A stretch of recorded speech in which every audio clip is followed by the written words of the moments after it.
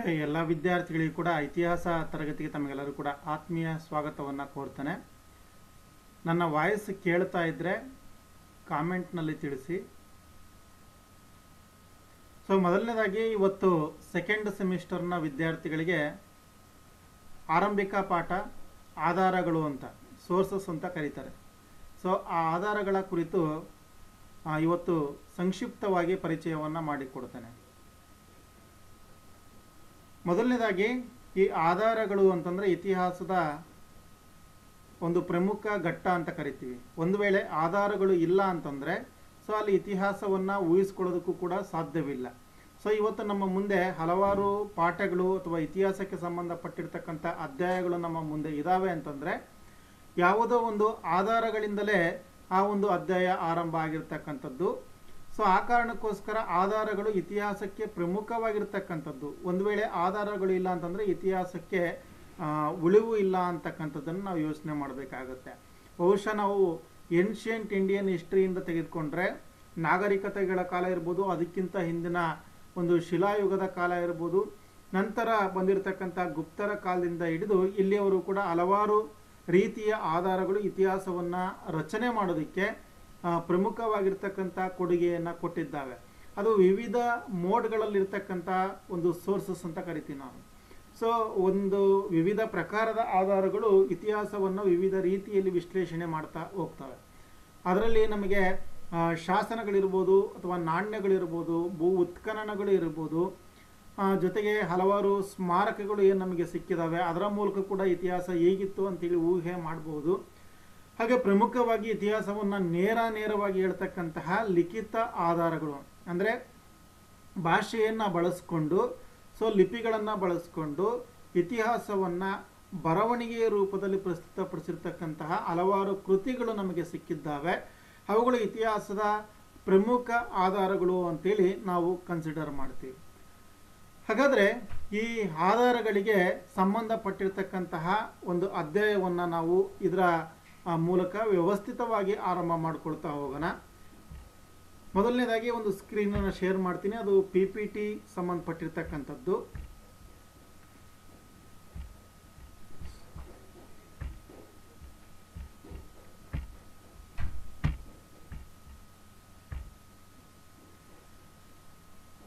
ಇಲ್ಲಿ ನಾವು ಗಮನಿಸ್ಬೋದು. ಸೊ ಒಂದು PPT ಇದೆ, ಆಧಾರಗಳಿಗೆ ಸಂಬಂಧಪಟ್ಟಿರ್ತಕ್ಕಂಥದ್ದು. ಇತಿಹಾಸವನ್ನು ಅಧ್ಯಯನ ಮಾಡಬೇಕಾದ್ರೆ ಅಲ್ಲಿ ಆಧಾರಗಳಲ್ಲಿ ಎರಡು ರೀತಿಯ ಆಧಾರಗಳನ್ನು ಕಾಣ್ತೀವಿ. ಅದನ್ನು ಎರಡು ಪ್ರಕಾರಗಳಲ್ಲಿ ಆಧಾರಗಳು ಕಂಡುಬರುತ್ತೆ. ಒಂದು ಲಿಖಿತ ಆಧಾರಗಳು ಅಂತ, ಮತ್ತೊಂದು ಪುರಾತತ್ವ ಆಧಾರಗಳು. ಆಧಾರಗಳು ಅಂತಂದರೆ ಇತಿಹಾಸ ರಚನೆಗೆ ಅನುಕೂಲ ಮಾಡಿಕೊಡಬಲ್ಲಂತಹ ಯಾವುದೇ ಪ್ರಕಾರದ ಒಂದು ಅಂಶಗಳನ್ನು, ಉದಾಹರಣೆಗೆ ಸ್ಮಾರಕಗಳು, ಶಾಸನಗಳು, ನಾಣ್ಯಗಳು, ಆಮೇಲೆ ಪುಸ್ತಕಗಳು, ಇವುಗಳನ್ನೆಲ್ಲ ಕೂಡ ಆಧಾರದ ಮೂಲಗಳು ಅಂತ ಕರಿತೀವಿ. ಸೊ ಇವುಗಳನ್ನೇ ಆಧಾರಗಳು ಅಂತೇಳಿ ನಾವು ಕನ್ಸಿಡರ್ ಮಾಡ್ಬೋದು. ಇತಿಹಾಸಕ್ಕೆ ಈ ಒಂದು ಆಧಾರಗಳು ಎಷ್ಟು ಮುಖ್ಯ ಅನ್ನುವಂಥದ್ದನ್ನು ನೋಡೋದಾದರೆ, ಒಂದು ವೇಳೆ ಆಧಾರಗಳು ಇಲ್ಲ ಅಂತಂದರೆ ಅಲ್ಲಿ ಇತಿಹಾಸವೇ ಇಲ್ಲ ಅಂತ ಅಂದಾಜಿಸ್ಬೋದು. ಒಂದು ವೇಳೆ ಆಧಾರಗಳು ಇಲ್ಲ ಅಂತಂದರೆ ಸೊ ಇತಿಹಾಸ ಅಲ್ಲ ಅಂತೇಳಿ ಪರಿಗಣಿಸ್ಬೋದು. ಅದನ್ನು ಒಂದು ಕಟ್ಟುಕತೆ ಅಂತೇಳಿ ಕನ್ಸಿಡರ್ ಮಾಡ್ಬೋದು. ಸಾಮಾನ್ಯವಾಗಿ ಜನಸಾಮಾನ್ಯ ಭಾಷೆಯಲ್ಲಿ ಯಾವುದಾದ್ರೂ ಒಂದು ಕಥೆಯನ್ನು ಹೇಳಬೇಕಾದ್ರೆ ಏನಾದರೂ ಆಧಾರ ಇದ್ದರೆ ಹೇಳು ಅಂತ ಕೇಳ್ತಾರೆ. ಸೊ ಅಂಥ ಒಂದು ಆಧಾರ ಇತ್ತು ಅಂದರೆ ಅದನ್ನು ನೈಜ ಇತಿಹಾಸ ಅಂತ ಕರಿಬೋದು. ಒಂದು ವೇಳೆ ಅಂಥ ಆಧಾರಗಳು ಇಲ್ಲ ಅಂತಂದರೆ ಅದನ್ನು ಒಂದು ಕಟ್ಟುಕತೆ ಅಂತೇಳಿ ಕರಿಬೋದು. ಸೊ ಸಾಮಾನ್ಯವಾಗಿ ವಿಟ್ನೆಸ್ ಅಂತ ಕರಿತೀವಿ. ಸೊ ಯಾವುದೇ ಪ್ರಕರಣಗಳಲ್ಲಿ ಆಧಾರಗಳಿಲ್ಲದೆ ಯಾವುದನ್ನು ಜನರು ನಂಬೋದಿಲ್ಲ ಅಂತ. ಸೊ ಅಂತಹ ಒಂದು ಆಧಾರಗಳನ್ನು ಪರಿಚಯ ಮಾಡಿಕೊಡ್ತಕ್ಕಂಥದ್ದು ಇಂದಿನ ತರಗತಿಯ ಒಂದು ಮೂಲ ಉದ್ದೇಶ ಆಗಿದೆ. ಹಾಗಾದರೆ ಈ ಒಂದು ಆಧಾರಗಳಲ್ಲಿ ಎರಡು ಪ್ರಕಾರಗಳು ಅಂತ ಹೇಳ್ತಾ ಇದ್ದೆ. ಒಂದು ಸಾಹಿತ್ಯ ಆಧಾರಗಳು, ಮತ್ತೊಂದು ಪುರಾತತ್ವ ಆಧಾರಗಳು ಅಂತೇಳಿ. ಈ ಸಾಹಿತ್ಯ ಆಧಾರಗಳಲ್ಲಿ ಸಾಹಿತ್ಯ ಆಧಾರಗಳು ಅಂತಂದ್ರೆ ಏನು ಅಂತಂದ್ರೆ, ಸೊ ಯಾವುದನ್ನ ಲಿಖಿತ ರೂಪದಲ್ಲಿ ಪ್ರಸ್ತುತಪಡಿಸಲಾಗಿದೆಯೋ ಅದನ್ನ ಲಿಖಿತ ಆಧಾರ ಅಂತ ಕರಿತೀವಿ. ಅಲ್ಲಿ ಪ್ರಮುಖವಾಗಿ ಒಂದು ಲಿಪಿ ಇರುತ್ತೆ, ಒಂದು ಭಾಷೆ ಇರುತ್ತೆ. ಸೊ ಅದನ್ನ ವ್ಯಕ್ತಪಡಿಸಿರ್ತಕ್ಕಂತಹ ಒಂದು ರೀತಿ. ಸಾಮಾನ್ಯವಾಗಿ ಇದನ್ನ ಲಿಖಿತ ರೂಪದ ಆಧಾರಗಳು ಅಂತ ಕರಿತೀವಿ.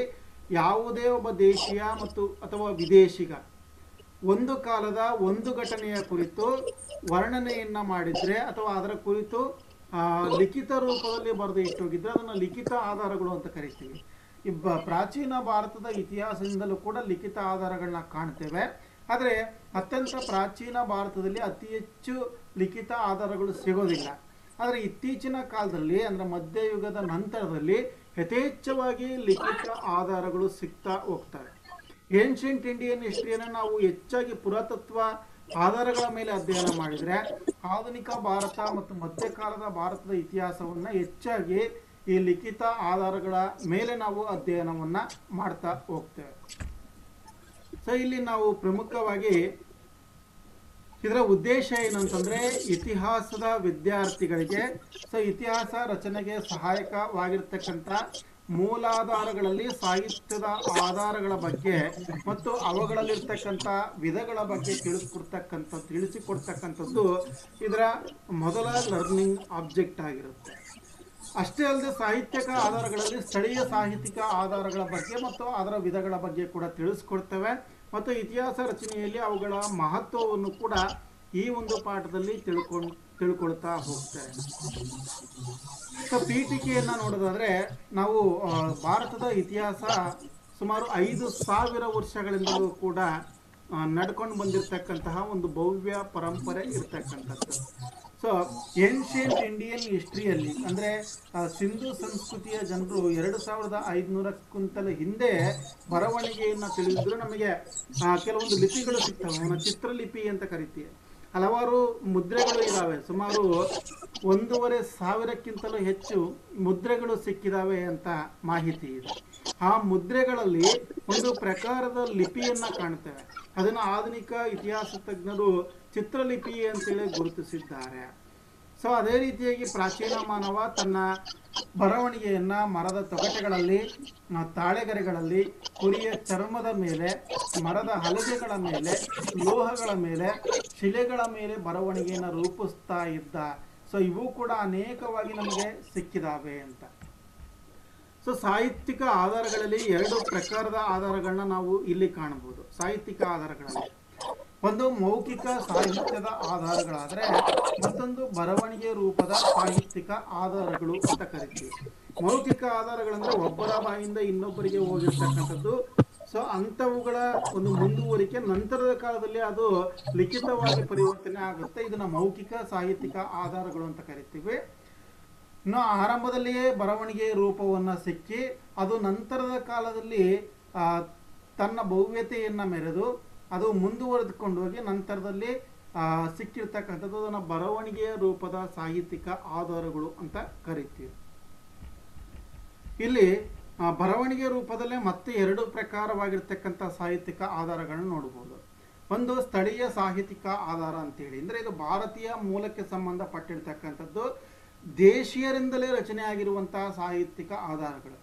ಇನ್ನೊಂದು ವಿದೇಶಿ ಸಾಹಿತ್ಯಿಕ ಆಧಾರಗಳು ಅಂತ, ಅಂದರೆ ಬೇರೆಯ ದೇಶದವರು ಭಾರತವನ್ನು ಬಿಟ್ಟು ಬೇರೆ ದೇಶಗಳಿಂದ ಭಾರತಕ್ಕೆ ಧರ್ಮ ಪ್ರಚಾರಕ್ಕಂತಲೋ ಅಥವಾ ಪ್ರವಾಸಕ್ಕೆ ಅಂತಲೋ ಅಥವಾ ಇನ್ನುಳಿದಿರ್ತಕ್ಕಂಥ ಯಾವುದೇ ರಾಯಭಾರಿಯಾಗಿಯೋ ಬಂದು ಇಲ್ಲಿ ಕಂಡು ಕೇಳಿರ್ತಕ್ಕಂತಹ ಘಟನೆಗಳನ್ನು ತಿಳಿದುಕೊಂಡೋಗಿ ತಮ್ಮ ದೇಶದಲ್ಲಿಯೇ ಈ ಒಂದು ತಮ್ಮ ಭಾಷೆಯಲ್ಲಿಯೇ ಲಿಖಿತ ರೂಪದಲ್ಲಿ ಪುಸ್ತಕಗಳನ್ನ ಬರೆದಿರ್ತಾರೆ. ಅವನ್ನ ವಿದೇಶಿ ಸಾಹಿತ್ಯಿಕ ಆಧಾರಗಳು ಅಂತೇಳಿ ಕರೆಯಲಾಗುತ್ತೆ. ಇನ್ನು ನಮ್ಮ ಭಾರತದಲ್ಲಿ ದೇಶೀಯ ಸಾಹಿತ್ಯದ ಆಧಾರಗಳು ಆರಂಭ ಕಾಲದಿಂದಲೂ ಕೂಡ ಕಾಣ್ತೇವೆ. ಬಟ್ ಆವಾಗ ಇತಿಹಾಸ ಪ್ರಜ್ಞೆ ಕಡಿಮೆ ಇದ್ರೂ ಕೂಡ ಧಾರ್ಮಿಕ ಸಾಹಿತ್ಯಕ್ಕೆ ಸಂಬಂಧಪಟ್ಟಿರ್ತಕ್ಕಂಥ ಅಮೋಘ ಸಾಹಿತ್ಯ ಆಗಿನ ಕಾಲದಲ್ಲಿ ದೊರಕಿತ್ತು. ಅದರಲ್ಲಿ ವೈದಿಕ ಸಾಹಿತ್ಯ ಅಂತ, ಅಂದರೆ ವೇದಿಕ್ ಲಿಟ್ರೇಚರ್ ಅಂತ ಕರಿತೀವಿ.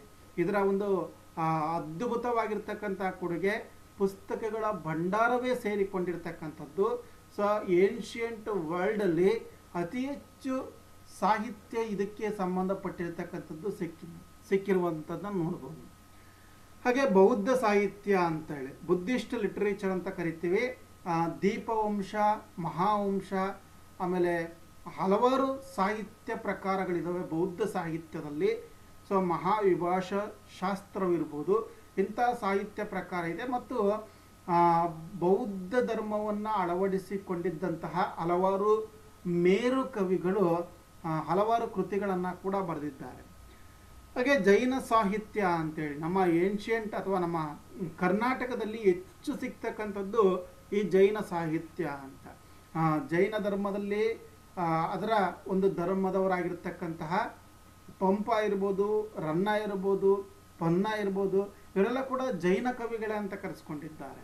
ಹಾಗೆ ಐತಿಹಾಸಿಕ ಸಾಹಿತ್ಯ ಅಂತ ಉದಾಹರಣೆಗೆ ಕಲ್ಲಣನ Rajatarangini very first book related for historical events ಅಂತ ಕರಿತೀವಿ ಅದನ್ನು.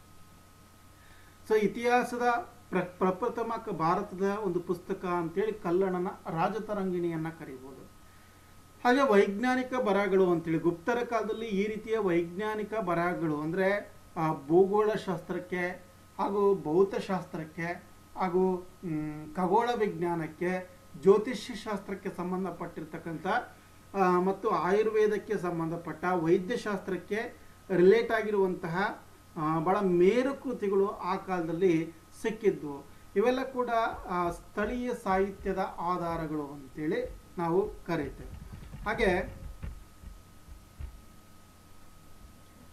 ಇವೆಲ್ಲ ಕೂಡ ಸಾಹಿತ್ಯದ ಆಧಾರಗಳು ಅಂತೇಳಿ ಕರೆದುಕೊಂಡ್ರೆ, ನನ್ನ ವಾಯ್ಸ್ ಕೇಳ್ತಾ ಇದೆಯಲ್ಲ, ಯಾರಾದರೂ ಒಬ್ಬರು ಮೆಸೇಜ್ ಮಾಡಿ. ಈಗಾಗಲೇ 4 ಜನ ಜಾಯ್ನ್ ಆಗಿದ್ದೀರಿ. ಸೊ ಎಲ್ಲರಿಗೂ ಕೂಡ ನಮ್ಮ ತರಗತಿಗೆ ಮತ್ತೊಮ್ಮೆ ಆತ್ಮೀಯ ಸ್ವಾಗತವನ್ನು ಕೋರ್ತೇನೆ. ಕಾವೇರಿ ಜುಂಜುವಾಡಕರ್, ಮಾಧುರಿ ಮರ್ಕಟ್ಟೆ, ಶ್ರೇಯಾ, ಕಾವೇರಿ ಇವರಿಗೆಲ್ಲ ಕೂಡ ಆತ್ಮೀಯ ಸ್ವಾಗತವನ್ನು ಕೋರ್ತೇನೆ ಒನ್ಸ್ ಅಗೇನ್. ಸೊ ಈ ಕ್ಲಾಸಸ್ಗೆ ತಮಗೆಲ್ಲರಿಗೂ ಸ್ವಾಗತವನ್ನು ಕೋರ್ತಾ ನನ್ನ ಕ್ಲಾಸ್ ಸ್ಟಾರ್ಟ್ ಮಾಡ್ತೇನೆ. ಒಂದು ಮೆಸೇಜ್ ಹಾಕಿ, ಚಾಟ್ ಅಂತ ಬರುತ್ತೆ, ಚಾಟ್ನಲ್ಲಿ ನೀವು ಮೆಸೇಜ್ ಹಾಕ್ಬೋದು. ಸೊ ಯಾಕೆಂದರೆ ನಾನು ಮೈಕ್ ಯೂಸ್ ಮಾಡ್ತಾ ಇರೋದ್ರಿಂದ ನಿಮ್ಮ ಯಾವುದೇ ವಾಯ್ಸನ್ನು ಕೇಳೋದಕ್ಕೆ ನನ್ನ ಕಡೆ ಸಾಧ್ಯ ಇಲ್ಲ. Okay, so then I am going to next level of the chapter regarding this literature ಅಂತ. ಸೊ ನಾವು ಸಾಹಿತ್ಯಿಕ ಆಧಾರಗಳು, ವೇದಗಳು ಅಂತ ಕರಿತೀವಿ. ವೇದಗಳಲ್ಲಿ ನಾವು ಹೇಗೆ ಸಾಹಿತ್ಯವನ್ನು ಪರಿಚಯ ಮಾಡಿಕೊಡ್ಬೋದು, ಹೇಗೆ ಇತಿಹಾಸವನ್ನು ಪರಿಚಯ ಮಾಡಿಕೊಡ್ಬೋದು. ಯಾಕೆಂದರೆ ವೇದಗಳಲ್ಲಿ ಆಗಿನ ಕಾಲದ ರಾಜ ಮನೆತನಗಳ ಉಲ್ಲೇಖ ಇದೆ, ಆಗಿನ ಕಾಲದ ಭೌಗೋಳಿಕ ಪ್ರದೇಶಗಳ ಬಗ್ಗೆ ಉಲ್ಲೇಖ ಇದೆ, ಆಗಿನ ಸಾಮಾಜಿಕ ಜನರ ಪರಿಸ್ಥಿತಿಗಳ ಉಲ್ಲೇಖ ಇದೆ. ಆಗ ಯಾವ ದೇವರನ್ನ ಅವರು ಆರಾಧನೆಯನ್ನ ಮಾಡ್ತಾ ಇದ್ರು. ಸೊ ಯಾವ ದೇವರು ಅಂತಂದ್ರೆ ಇಂದ್ರನ ಬಗ್ಗೆ ಅತಿ ಹೆಚ್ಚು ಉಲ್ಲೇಖಗಳು ಇದಾವೆ, ವರುಣನ ಬಗ್ಗೆ ಉಲ್ಲೇಖ ಇದೆ. ಸೊ ಇಂತಹ ಉಲ್ಲೇಖಗಳು ವೇದಗಳಲ್ಲಿ ಸಿಗ್ತವೆ. ಅದೇ ರೀತಿಯಾಗಿ ವೇದಗಳಲ್ಲಿಯೇ ಹಲವಾರು ರಾಜ ಮನೆತನಗಳು ಇದ್ವು ಅಂತ ಕಂಡು ಬರುತ್ತೆ. ಆ ರಾಜ ಮನೆತನಗಳು ಅಂತಂದಾಗ ಅಲ್ಲಿ ಕುರುವಂಶ ಅಂತ ಇತ್ತು. ಸೊ ಅದೇ ರೀತಿಯಾಗಿ ಆರ್ಯಾವರ್ತದಲ್ಲಿ ಹಲವಾರು ರಾಜ ಮನೆತನಗಳು ಇದ್ದದ್ದು, ಸಾಮ್ರಾಜ್ಯಗಳು ಇದ್ದದ್ದು ನಮಗೆ ಕಂಡು ಬರುತ್ತೆ. ಅವುಗಳ ಮಧ್ಯೆ ಕದನ ನಡೀತಾ ಇತ್ತು. ಉದಾಹರಣೆಗೆ 10 ರಾಜರ ಕದನ, ದಶರಾಜರ ಕದನ ಅಂತ ನಡೆದಿರ್ತಕ್ಕಂಥದ್ದು ಈ ವೇದಗಳಲ್ಲಿ ಉಲ್ಲೇಖ ಇದೆ. ಸೊ ಅದರ ಮೂಲಕವಾಗಿ ಆಗಿನ ಕಾಲದಲ್ಲಿ ಈ ರಾಜಮನೆತನಗಳ ಮಧ್ಯೆ ನಡೀತಾ ಇದ್ದಂತಹ ಯುದ್ಧಗಳ ಬಗ್ಗೆ ನಮಗೆ ಪರಿಚಯ ಆಗುತ್ತೆ. ರಾಜ ಮನೆತನಗಳು ಇದ್ದಂಥ ಸಂದರ್ಭದಲ್ಲಿ ಅವರ ಆಡಳಿತ ಹೇಗಿತ್ತು, ಜನರಿಗೋಸ್ಕರ ಅವರು ಹೇಗೆಲ್ಲ ಕೆಲಸವನ್ನು ಮಾಡ್ತಾ ಇದ್ರು, ಜನರ ರಕ್ಷಣೆಯ ಹೊಣೆ ಅವರದ್ದು ಆಗಿತ್ತು ಅಂತ. ಸೊ ಇಂಥ ಒಂದು ಉಲ್ಲೇಖಗಳು ಇರೋದ್ರಿಂದ ಏನ್ಷಿಯಂಟ್ ಇಂಡಿಯನ್ ಹಿಸ್ಟ್ರಿಯಲ್ಲಿ ನಮಗೆ ಬೇಕಾದ ಮಟ್ಟಿಗೆ ಇತಿಹಾಸಕ್ಕೆ ಸಂಬಂಧಪಟ್ಟಿರುವ ಕೆಲವೊಂದು ಅಂಶಗಳು ಸಿಗ್ತವೆ ಅಂತ. ಅದೇ ರೀತಿಯಾಗಿ ವೇದಗಳಲ್ಲಿ ಬಂದರೆ ಅವರ ಸಾಮಾಜಿಕ ಸ್ಥಿತಿಯ ಬಗ್ಗೆ ಇದೆ. ವೇದಗಳಲ್ಲಿ ಋಗ್ವೇದದಲ್ಲಿಯೇ 10ನೇ ಮಂಡಲ ಪುರುಷ ಸೂಕ್ತದಲ್ಲಿ ಜಾತಿ ಪದ್ಧತಿಯ ಉಲ್ಲೇಖ ಇದೆ. ಅದೇ ರೀತಿಯಾಗಿ ಅವರು ಕೆಲಸ ಮಾಡ್ತಾ ಇದ್ದಂಥ ಉಲ್ಲೇಖಗಳಿದೆ. ಅಂದರೆ ಇಲ್ಲಿ ಶ್ರಮ ವಿಭಜನೆ ಇತ್ತು, ವೃತ್ತಿ ಆಧಾರಿತ ಜಾತಿ ನಿರ್ಮಾಣ ಆಗಿತ್ತು. ಪ್ರತಿಯೊಂದು ಜಾತಿ ಕೂಡ ಒಂದೊಂದು ವೃತ್ತಿಯನ್ನು ಮಾಡಬೇಕಾಗಿತ್ತು. ಆ ರೀತಿಯಾಗಿ ಜಾತಿಗಳು ಉಗಮವಾಗ್ತವೆ. ಅಂದರೆ ಮೊದಲನೇದಾಗಿ ಆ ವೃತ್ತಿಗಳು ಎಲ್ಲ ಕೂಡ ಸಮಾಜದಲ್ಲಿ ಯಾವುದಕ್ಕೂ ಕೂಡ ಕಡಿಮೆ ಆಗದಂತೆ ತಮ್ಮಲ್ಲಿಯೇ ಎಲ್ಲವನ್ನ ಪೂರೈಕೆ ಮಾಡುವಂಥ ಒಂದು ಒಪ್ಪಂದವನ್ನು ಒಳಗೊಂಡಿದ್ರು. ಮತ್ತು ಅವರ ಸಂತತಿಗಳು ಮುಂದೆ ಬಂದಂಥ ಸಂದರ್ಭದಲ್ಲಿ ಆ ಕೆಲಸವನ್ನು ಮುಂದುವರಿಸಬೇಕಾಗಿತ್ತು. ಹೀಗೆ ಬಂದಂಥ ಜಾತಿಗಳು ಉದಾಹರಣೆಗೆ ಮಡಿವಾಳ, ಕುಂಬಾರ ಇರ್ಬೋದು, ಚಿನಿವಾರ ಇರ್ಬೋದು, ಇವರೆಲ್ಲ ಕೂಡ ತಮ್ಮ ಜಾತಿ ಆಧಾರಿತ ಕೆಲಸವನ್ನು ಮುಂದುವರಿಸಿಕೊಂಡು ಹೋಗ್ತಾ ಇದ್ರು. ಸೊ ಅದೇ ರೀತಿಯಾಗಿ ಒಂದೊಂದು ವೇದಗಳು ಕೂಡ ಒಂದೊಂದು ವಿಷಯದ ಬಗ್ಗೆ ಉಲ್ಲೇಖ ಮಾಡುತ್ತೆ ಅಂತ. ಈಗ ಯಜುರ್ವೇದ, ಅದೇ ರೀತಿಯಾಗಿ ಸಾಮವೇದ ಇದೆ, ಸಂಗೀತದ ಬಗ್ಗೆ ಉಲ್ಲೇಖಗಳಿದ್ದಾವೆ. ಅಥರ್ವ ವೇದ ಅಂತೇಳಿ ಅರ್ಥಶಾಸ್ತ್ರದ ಬಗ್ಗೆ ಉಲ್ಲೇಖ ಇದೆ. ಯಜುರ್ವೇದದಲ್ಲಿ ಮಾಟ ಮಂತ್ರಗಳ ಕುರಿತು ಉಲ್ಲೇಖ ಇದೆ, ಹಲವಾರು ಭಾಷ್ಯಗಳಿದೆ. At the same time there were two ಮಹಾಕಾವ್ಯಸ್ ವರ್ ದೇರ್. ಒಂದು ಮಹಾಭಾರತ, ಮತ್ತೊಂದು ರಾಮಾಯಣ ಅಂತ. ಮಹಾಭಾರತದಲ್ಲಿ ತುಂಬ ಅದ್ಭುತವಾಗಿರ್ತಕ್ಕಂಥ ಕಲ್ಪನೆಗಳು, ಇಡೀ ಜಗತ್ತಿನ ಮೊಟ್ಟ ಮೊದಲ ಬೃಹತ್ ಗ್ರಂಥ ಅಂತೇಳಿ ಕರೆಸ್ಕೊಂಡಿದೆ. ಹೀಗೆ ಹೆಚ್ಚು ಕಡಿಮೆ 1,00,000 ಶ್ಲೋಕಗಳು ಇದ್ದಾವೆ ಅಂತ. ಸೊ ಮಹಾಭಾರತದಲ್ಲಿ ಅಸ್ತಿತ್ವದಲ್ಲಿದ್ದಂಥ 100 ಸಾಮ್ರಾಜ್ಯಗಳು, ಪಂಗಡಗಳು, ಆಮೇಲೆ ರಾಜಮನೆತನಗಳು ಇರ್ತವೆ. ಹಾಗೆ ರಾಮಾಯಣಕ್ಕೆ ಬಂದರೆ ರಾಮಾಯಣದಲ್ಲೂ ಕೂಡ ಅದ್ಭುತ ಕಲ್ಪನೆ, ಅಥವಾ ಕಲ್ಪನೆ ಅನ್ನೋದಕ್ಕಿಂತ ಅದ್ಭುತವಾಗಿರ್ತಕ್ಕಂತಹ ಒಂದು ಮಾನವೀಯ ಮೌಲ್ಯಗಳನ್ನು ಪರಿಚಯ ಮಾಡಿಕೊಡ್ತಕ್ಕಂಥ ಒಂದು ಮಹಾಕಾವ್ಯ ಆಗಿದೆ ಅಂತ. ಅದೇ ರೀತಿಯಾಗಿ ಬೌದ್ಧ ಗ್ರಂಥಗಳಿಗೆ ಬಂದರೆ ದೀಪವಂಶ ಮತ್ತು ಮಹಾವಂಶ ಅಂತಕ್ಕಂಥ 2 ಬೌದ್ಧ ಸಾಹಿತ್ಯದ ಮಹಾಕಾವ್ಯಗಳು ಅಂತ ಕರಿತೀವಿ. ಶ್ರೀಲಂಕಾದ ಇತಿಹಾಸವನ್ನು ಪರಿಚಯ ಮಾಡಿಕೊಡ್ತಾ ಹೋಗುತ್ತೆ. ಹಾಗೆ ಆ ಶ್ರೀಲಂಕಾದಲ್ಲಿ ಆಗಿನ ಕಾಲದಲ್ಲಿ ಇದ್ದಂತಹ ಬೌದ್ಧ ಗುರುಗಳ ಬಗ್ಗೆ, ಬೌದ್ಧ ಪಂಗಡಗಳ ಬಗ್ಗೆ, ನಂತರ ಹೀನಯಾನ ಮತ್ತು ಮಹಾಯಾನ ಪಂಗಡಗಳು ವಿಭಜನೆ ಆಗ್ತವೆ. ಅದೇ ಸೇಮ್ ಟೈಮ್ ಬೌದ್ಧರಿಗೆ ಸಂಬಂಧಪಟ್ಟಂತೆ ಅಥವಾ ಬೌದ್ಧ ಧರ್ಮಕ್ಕೆ ಸಂಬಂಧಪಟ್ಟ 5 ಜಗತ್ವಿಖ್ಯಾತ ಸೆಷನ್ಸ್ಗಳು ನಡೀತಾ. ಅದು ಒಂದು ವಿವಿಧ ಪ್ಲೇಸ್ಗಳಲ್ಲಿ ನಡೀತಾ ಹೋಗುತ್ತೆ. ಸೊ ಅಂಥ ಸೆಷನ್ಸ್ಗಳಲ್ಲಿ, ಅಂತ ಒಂದು ಧಾರ್ಮಿಕ ಸಮ್ಮೇಳನಗಳಲ್ಲಿ ಹಲವಾರು ಪುಸ್ತಕಗಳನ್ನು ಹೊರತರಲಾಗುತ್ತೆ. ಈ ಮಹಾವಿಭಾಷಾ ಶಾಸ್ತ್ರ ಅಂತೇಳಿ ವಸುಮಿತ್ರನಿಂದ ರಚನೆ ಆಗಿರ್ತಕ್ಕಂಥ ಆ ಕೃತಿಯಲ್ಲಿ ಬೌದ್ಧ ಸಾಹಿತ್ಯದ ಅಥವಾ ಬೌದ್ಧ ಧರ್ಮದ ಒಂದು ಬೈಬಲ್ ಅಂತ ಕರೀತಾರೆ ಅದನ್ನು. ಸೊ ಹೀಗೆ ಹಲವಾರು ಕೃತಿಗಳು ಆಗಿನ ಕಾಲದಲ್ಲಿ ರಚನೆ ಆಗಿದ್ದಂಥದ್ದನ್ನು ನಾವು ನೋಡ್ತೇವೆ. ಅಟ್ ದಿ ಸೇಮ್ ಟೈಮ್ ಜೈನ ಸಾಹಿತ್ಯನೂ ಕೂಡ ಅಷ್ಟೇ. ಜೈನ ಸಾಹಿತ್ಯದಲ್ಲೂ ಕೂಡ ಹಲವಾರು ಕವಿಗಳು ಹುಟ್ಟಿಕೊಳ್ತಾರೆ. ಅವರು ಕೂಡ ಹಲವಾರು ಕೃತಿಗಳನ್ನು ರಚನೆ ಮಾಡ್ತಾರೆ. ಗುಪ್ತರ ಕಾಲದಲ್ಲಿ ಕಾಳಿದಾಸ ಅಂತ ಒಬ್ಬ ಇದ್ದ. ಸೊ ಕಾಳಿದಾಸ ಬರೆದಿರ್ತಕ್ಕಂಥ ಕೃತಿಗಳು ಅಭಿಜ್ಞಾನ ಶಾಕುಂತಲಂ ಅಂತ, ಆತನನ್ನ ಕವಿರತ್ನ ಕಾಳಿದಾಸ ಅಂತ ಕರೀತಾರೆ. ಹಲವಾರು ಕೃತಿಗಳನ್ನು ಬರೆದಿದ್ದಾನೆ. ಆತನ ಕೃತಿಗಳು ಕೂಡ ಆಗಿನ ಕಾಲದಲ್ಲಿ ಅದ್ಭುತ ಪ್ರೇಮ ವರ್ಣನೆ ಅಥವಾ ಪ್ರೇಮ ಮತ್ತು ಪರಿಣಯಕ್ಕೆ ಸಂಬಂಧಪಟ್ಟಿರ್ತಕ್ಕಂಥ ಘಟನೆಗಳನ್ನು ವರ್ಣಿಸ್ತಾನೆ. ಅಟ್ ದಿ ಸೇಮ್ ಟೈಮ್ ನಾವು we came to the 6th or 7th century. So 12ನೇ ಶತಮಾನದಲ್ಲಿ ಕಲ್ಲಣ ಅಂತ ಒಬ್ಬ ಕವಿ ರಾಜತರಂಗಿಣಿ ಅನ್ನುವಂಥ ಒಂದು ಕೃತಿಯನ್ನು ಬರೀತಾನೆ. It was called a very first historical book in India ಅಂತ ಕರೆಯಲಾಗಿದೆ. ಯಾಕೆ ಅಂತಂದರೆ ಅದರಲ್ಲಿ ಕಾಶ್ಮೀರದ ಭವ್ಯ ಇತಿಹಾಸವನ್ನು ಆ ರಾಜತರಂಗಿಣಿಯಲ್ಲಿ ಬರೆಯಲಾಗಿದೆ. ಮತ್ತು ಇತಿಹಾಸ ಹೇಗಿರಬೇಕು ಅದೇ ಪ್ರಕಾರದಲ್ಲಿ ರಚನೆ ಆಗಿರ್ತಕ್ಕಂಥ ಒಂದು ಕೃತಿಯಾಗಿದ್ದರಿಂದ ಅದನ್ನು ಫಸ್ಟ್ ಹಿಸ್ಟೋರಿಕಲ್ ಬುಕ್ ಅಂತ ಕರೀತಾರೆ. ಸೊ ಅದೇ ರೀತಿ ಹಲವಾರು ಕೃತಿಗಳಿದ್ದಾವೆ. ಮತ್ತು ನಾನು ಇನ್ನೊಂದು ಇದನ್ನು ಶೇರ್ ಮಾಡ್ತೀನಿ ನಾನು ನಿಮಗೆ, PPTಯನ್ನು.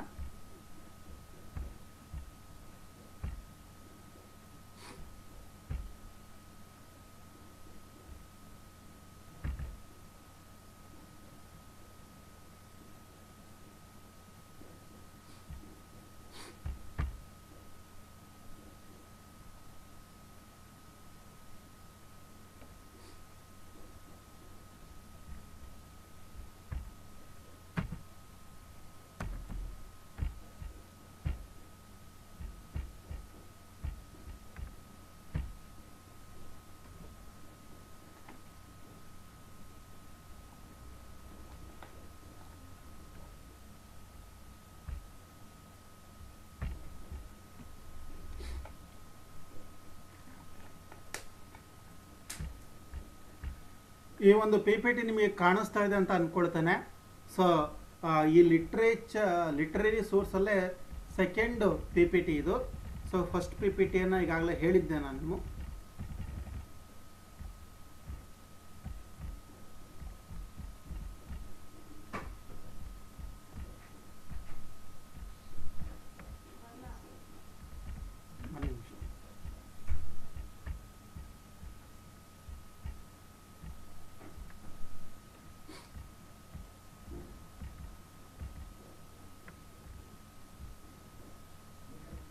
ಸೊ ಇದರಲ್ಲಿ ವಿದೇಶಿ ಸಾಹಿತ್ಯದ ಆಧಾರಗಳಿದಾವೆ. ಇದನ್ನು ಹೇಳೋದಕ್ಕಿಂತ ಮುಂಚೆ ಇನ್ನು ಸ್ವಲ್ಪ ಕೆಲವೊಂದು ದೇಶೀಯ ಸಾಹಿತ್ಯಕ್ಕೆ ಸಂಬಂಧಪಟ್ಟಿರ್ತಕ್ಕಂತಹ ಕೆಲವೊಂದು ಪ್ರಮುಖ ಕೃತಿಗಳನ್ನು ಕೂಡ ಪರಿಚಯ ಮಾಡಿಕೊಡ್ತಾನೆ. ಸೊ ಮೊದಲನೇದಾಗಿ ದೇಶೀಯ ಸಾಹಿತ್ಯದಲ್ಲಿ ಹಲವಾರು ಕವಿಕಾರರು ಇಲ್ಲಿ ಬಂದಿದ್ದಾರೆ. ಉದಾಹರಣೆ ಕರ್ನಾಟಕದಲ್ಲಿ ಬಂದಾಗ ಜೈನ ಕವಿಗಳಿದ್ದಾರೆ. ಪಂಪ, ರನ್ನ, ಪೊನ್ನ, ಜನ್ನ, ಕುಮಾರವ್ಯಾಸ, ರಾಘವಾಂಕನವರೆಗೂ ಕೂಡ ಹಲವಾರು ಕೃತಿಗಳನ್ನು ಬರೆದಿದ್ದಾರೆ. ಸೊ ಆ ಕೃತಿಗಳು ಪ್ರಸ್ತುತ ಅಥವಾ ಅವರ ಕಾಲಕ್ಕೆ ಸಂಬಂಧಪಟ್ಟಿರ್ತಕ್ಕಂಥ ರಾಜ ಮಹಾರಾಜರುಗಳ ಕುರಿತ ಒಂದು ಭವ್ಯ ಪರಂಪರೆಯನ್ನು ಹೊರಗಿಡುವಂತಹ ಒಂದು ಪ್ರಯತ್ನವನ್ನು ಅದರಲ್ಲಿ ಮಾಡಲಾಗಿದೆ ಅಂತ. ಸೊ ಸಾಹಸ ಭೀಮ ವಿಜಯ ಅಂತ ಇದೆ. ಸೊ ಸಾಹಸ ಭೀಮ ವಿಜಯದಲ್ಲಿ ತನ್ನ ಒಬ್ಬ ದೊರೆಯನ್ನ ಭೀಮನಿಗೆ ಹೋಲಿಸಿ ಬರೆದಿರ್ತಕ್ಕಂಥದ್ದು ಆದಿಪುರಾಣ ಅಂತ ಇದೆ. ಆ ಕೃತಿಯಲ್ಲೂ ಕೂಡ ಪಂಪ ತನ್ನ ರಾಜನನ್ನ ಕುರಿತು ವರ್ಣನೆಯನ್ನ ಮಾಡಿದ್ದಾನೆ. ಅದನ್ನು ವಿಕ್ರಮಾರ್ಜುನ ವಿಜಯ ಅಂತ ಕೃತಿ ಇದೆ. ಸೊ ಇವೆಲ್ಲ ಕೃತಿಗಳು ಕೂಡ ಆ ಕಾಲದ ಶ್ರೇಷ್ಠ ಬರವಣಿಗೆಗಳು ಅಂತ ಕರೆಯಲ್ಪಟ್ಟಿದ್ದಾವೆ. ಹಾಗೆ ಹಲವಾರು ರಾಜ ಮನೆತನಗಳಲ್ಲಿ ಕೂಡ ಹಲವಾರು ಕೃತಿಗಳು ಬಂದಿದ್ದಾವೆ ಅಂತ. ಸೊ ಇವುಗಳನ್ನೆಲ್ಲ ಗಮನಿಸಿದಾಗ ಅಂದರೆ ನಾವು ಎಲ್ಲಿವರೆಗೂ ಅಂತಂದರೆ ಮುಸ್ಲಿಮರು ಯಾವಾಗ ಭಾರತದ ಮೇಲೆ ದಾಳಿಯನ್ನು ಮಾಡ್ತಾರೋ ಸೊ ಅಲ್ಲಿವರೆಗೆ ಮಾತ್ರ ನಿಮಗೆ ಆಧಾರಗಳನ್ನ ಪರಿಚಯ ಮಾಡಿಕೊಡ್ಬೇಕಾಗಿದೆ. ಈಗ ನಮ್ಮಲ್ಲಿ ಒಡ್ಡಾರಾಧನೆ ಕೃತಿ ಬಂತು, ಅದು ಒಂದು ಭಾಷೆಗೆ ಸಂಬಂಧಪಟ್ಟಿರ್ತಕ್ಕಂಥ ವ್ಯಾಕರಣವನ್ನು ಪರಿಚಯ ಮಾಡಿಕೊಡುತ್ತೆ. ಶಿವಕೋಟ್ಯಾಚಾರ್ಯರು ಬರೆದಿರ್ತಕ್ಕಂತಹ ಒಂದು ಕೃತಿ. ಅದೇ ರೀತಿಯಾಗಿ ಅಮೋಘ ವರ್ಷನ ನೃಪತುಂಗ ಕಾಲದಲ್ಲಿ ಕವಿರಾಜ ಮಾರ್ಗ ಅನ್ನುವಂಥ ಕೃತಿ ರಚನೆ ಆಯಿತು. ಈ ಕೃತಿಯಲ್ಲಿ ಕರ್ನಾಟಕದ ಸಾಮ್ರಾಜ್ಯ ಎಲ್ಲಿಂದ ಎಲ್ಲಿಯವರೆಗೆ ವಿಸ್ತರಣೆ ಆಗಿದೆ ಅನ್ನುವಂಥ ಮಾಹಿತಿ ನೀಡಲಾಗುತ್ತೆ. ಕಾವೇರಿಯಿಂದ ಗೋದಾವರಿಗೆ ಇರತಕ್ಕಂತಹ ಒಂದು ನಾಡು ಅಂತೇಳಿ ವರ್ಣನೆಯನ್ನ ಮಾಡಲಾಗಿತ್ತು. ಸೊ ಈ ಸ್ವತಃ ಅಮೋಘ ವರ್ಷ ನೃಪತುಂಗನೇ ಹಲವಾರು ಕೃತಿಗಳನ್ನು ಬರೆದಿದ್ದಾನೆ ಅಂತ. ಸೊ ಇವೆಲ್ಲ ಕೂಡ ದೇಶೀಯ ಆಧಾರಗಳು ಅಥವಾ ಸಾಹಿತ್ಯಿಕ ಆಧಾರಗಳಾಗಿದ್ದಾವೆ. ವೇದಗಳು, ಉಪನಿಷತ್ತುಗಳು, ಬ್ರಾಹ್ಮಣಿಕಗಳು, ಅರಣ್ಯಕಗಳು, ಅದರ ಜೊತೆಗೆ ಹಲವಾರು ವೈದ್ಯಕೀಯ ಕೃತಿಗಳು ಅಂತ. ಸಾಮಾನ್ಯವಾಗಿ ನೀವು ಗುಪ್ತರ ಕಾಲಕ್ಕೆ ಬಂದರೆ ಆರ್ಯಭಟಿಯಂ ಅಂತ ಕೃತಿಯನ್ನು ಓದಿತಾನೆ. ಗ್ರಹಗಳ ಚಲನೆಯ ನಿಯಮವನ್ನು ಮೊಟ್ಟ ಮೊದಲ ಬಾರಿಗೆ ಪರಿಚಯ ಮಾಡಿಕೊಟ್ಟಿರ್ತಕ್ಕಂಥವನು ಆರ್ಯಭಟ ಅಂತ. ಹಾಗೆ ಚರಕ ಸಂಹಿತೆ ಅಂತೇಳಿ ವೈದ್ಯಶಾಸ್ತ್ರಕ್ಕೆ ಸಂಬಂಧಪಟ್ಟಿರುವಂತಹ ಕೃತಿಯನ್ನು ಬರೀತಾನೆ. ಸೊ ಅದೇ ಸುಶ್ರುತ ಅಂತೇಳಿ ಮತ್ತೊಬ್ಬ, ಆತನು ಕೂಡ ಚಿಕಿತ್ಸಾ ವಿಧಾನದ ಕುರಿತು ಒಂದು ಸಂಹಿತೆಯನ್ನು ರಚನೆ ಮಾಡ್ತಾನೆ. ಇವೆಲ್ಲ ಕೃತಿಗಳು ಕೂಡ ಭಾರತದ ಇತಿಹಾಸವನ್ನು ಆ ಕಾಲದಲ್ಲಿ ರಚನೆ ಮಾಡೋದಕ್ಕೆ ಅದ್ಭುತವಾಗಿರ್ತಕ್ಕಂಥ ಕೊಡುಗೆಯನ್ನು ಕೊಟ್ಟಿದ್ದಾವೆ. ಇವು ದೇಶೀಯ ಸಾಹಿತ್ಯದ ಆಧಾರಗಳು. ಈಗ ನೆಕ್ಸ್ಟ್ ನಾವು ಹೋಗೋದಾದರೆ ವಿದೇಶೀಯ ಸಾಹಿತ್ಯದ ಆಧಾರಗಳು ಅಂತ ಬಂದಾಗ ಇಲ್ಲಿ ವಿವಿಧ ರೀತಿಯ ಗುಂಪುಗಳನ್ನು ನಾವು ಮಾಡ್ಬೋದು. ಇಲ್ಲಿ ಶಾಸ್ತ್ರೀಯ ಮೂಲಗಳು, ಚೀನಿ ಮೂಲಗಳು, ಮುಸ್ಲಿಂ ಮೂಲಗಳು ಅಂತ. ಸೊ ಶಾಸ್ತ್ರೀಯ ಅವನ್ನ ವಿವರಣೆಯನ್ನು ಕೂಡ ಕೊಡ್ತೇನೆ ನಿಮಗೆ. ಮೊದಲನೇದಾಗಿ ನಮ್ಮಲ್ಲಿ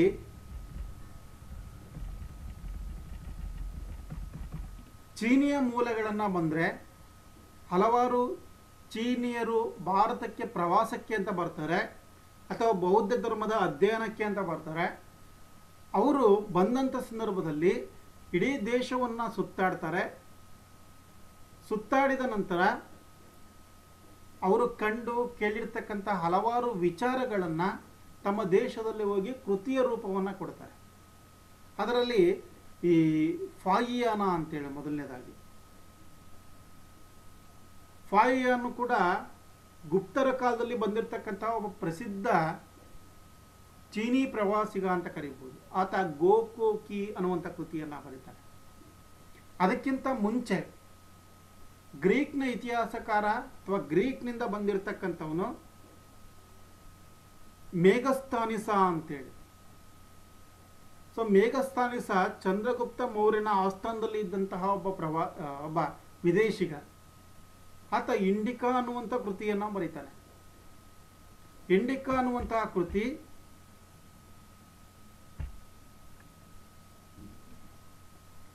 ತುಂಬ ಅದ್ಭುತವಾಗಿರ್ತಕ್ಕಂತಹ ಪ್ರಾಚೀನ ಕಾಲದ ಘಟನೆಗಳನ್ನು ವಿವರಿಸುತ್ತೆ. ಅದರ ಜೊತೆಗೆ ಹಲವಾರು ಡಿಮೆರಿಟ್ ಕೂಡ ಇರುತ್ತೆ.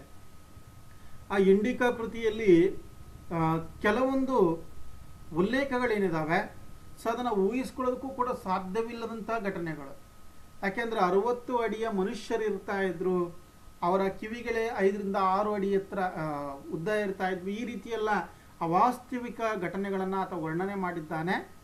ಸೊ ಇಂಥ ಗ್ರೀಕ್ನ ಬರವಣಿಗೆ ಏನಿದೆಯಲ್ಲ, ಸೊ ಆ ಒಂದು ಬರವಣಿಗೆ ಪ್ರಾಚೀನ ಕಾಲದಲ್ಲಿ ಒಂದು ಮಟ್ಟಿಗೆ ತನ್ನ ಒಂದು ಪ್ರಭಾವವನ್ನು ಬೀರಿತ್ತು. ನಂತರ ಬಂದಿರತಕ್ಕಂಥ ಹಲವಾರು ಇತಿಹಾಸಕಾರರು ಈ ಒಂದು ಗ್ರೀಕ್ನ ಪುಸ್ತಕವನ್ನೇ ಮೂಲಾಧಾರ ಅಂತೇಳಿ ಪರಿಗಣಿಸಿದರು.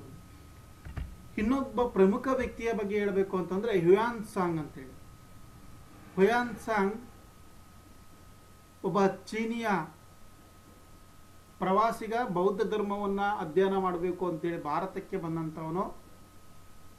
ಸೊ ಈ ರೀತಿಯಾಗಿ ಭಾರತಕ್ಕೆ ಬಂದಂತಹ ಆತ